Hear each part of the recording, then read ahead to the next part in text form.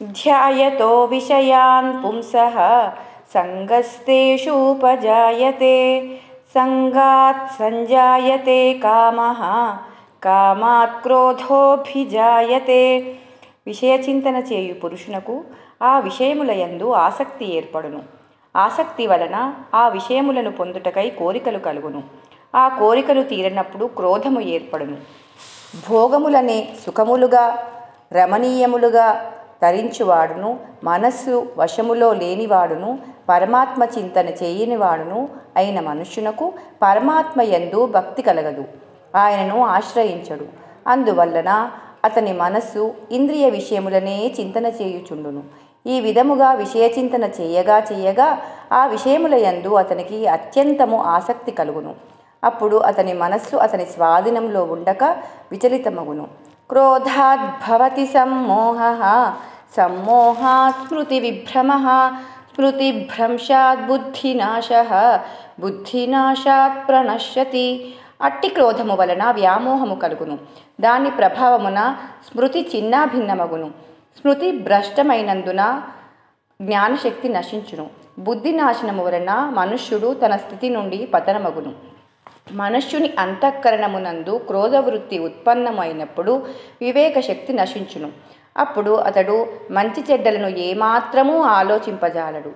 క్రోధమునకు లోనై అతడు చేయు కార్యం యొక్క పరిణామములను ఏమాత్రము పట్టించుకొనడు.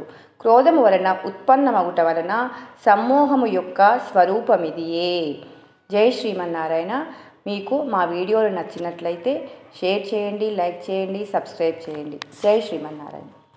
అనేక దివ్యాభరణం దివ్యానేకోద్యతాయుధం దివ్యమాలాంబరధరం దివ్యగంధానులేపనం సర్వాశ్చర్యమయం దేవం అనంతం విశ్వతోముఖం దివి సూర్య సహస్రస్య భవేద్యుగపదుత్థిత యథాసదృశీ సాస్య మహాత్మనః త్రైకస్తం జగత్కృష్ణం పరివర్తమనేకదా.